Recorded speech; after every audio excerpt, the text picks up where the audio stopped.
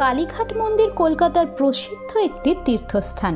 হিন্দু শাস্ত্রে 51 সতীপীঠের মধ্যে অন্যতম হিন্দু তীর্থক্ষেত্র হল এই কালীঘাট মন্দির, আর এই পীঠস্থানকে কালী তীর্থ কালীঘাট বলা হয়।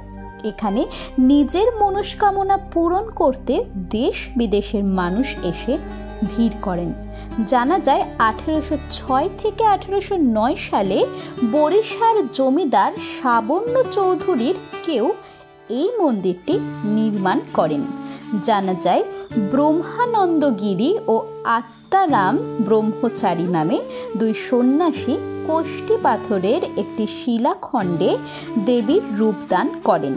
কালীঘাট মন্দিরটি 15 শতকের মনসা ভাসান এবং 17 শতকের কবি কঙ্কন চণ্ডীর মতো বেশ কয়েকটি ঐতিহাসিক গ্রন্থে উল্লেখ পাওয়া যায়। বাংলার অন্যতম প্রাচীন শক্তিপীঠ কালীঘাটের প্রতিষ্ঠা ঠিক কবে হয়েছিল তা বলা খুবই কঠিন, তবে মনে করা হয় এই মন্দিরটি প্রায় 200 বছরের পুরনো। বলা হয় এই মন্দিরে দর্শনার্থীরা কেউই খালি হাতে ফেরত যায় না, মা সবারই মনস্কামনা পূর্ণ করেন। দেশের নানা জায়গা থেকে মায়ের মন্দির দেখতে ও পুজো দিতে বহু লোক সারা বছর ধরে আসেন। প্রতি বছর দুর্গাপুজো, দীপান্বিতা কালী পুজোর দিন প্রচুর লোক মন্দিরে পুজো দিতে আসেন। কলকাতা মহানগরীর একটি অন্যতম দর্শনীয় স্থান এই কালীঘাটের মন্দির।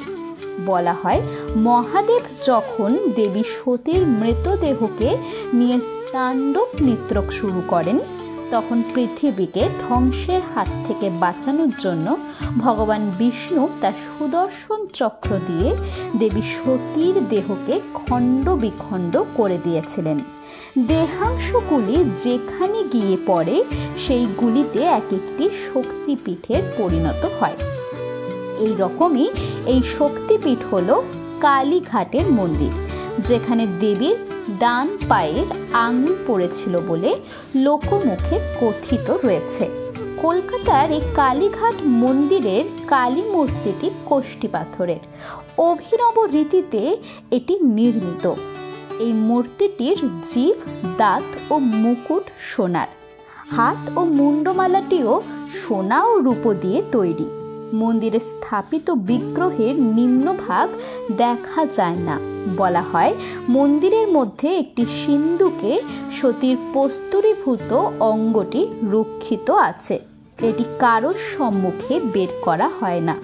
প্রতি বছর স্নান যাত্রার দিন মন্দিরের রুদ্ধদ্বার কক্ষে চোখ বাঁধা অবস্থায় মূর্তিটিকে স্নান করানো হয়।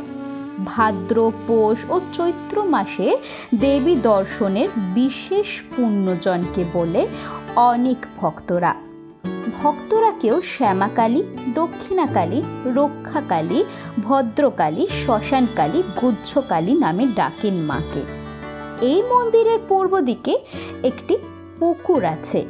ভক্তদের দাবি সেই পুকুর অতল স্পর্শী। এই পুকুর কুণ্ড পুকুর নামে পরিচিত। জনশ্রুতি আছে সেই পুকুর থেকে উঠে এসেছিল কালীঘাটের দেবী কালীর মূর্তি। রানী রাসমণিও নিত্যদিন কালীঘাটের এই মন্দিরে যাতায়াত করতেন।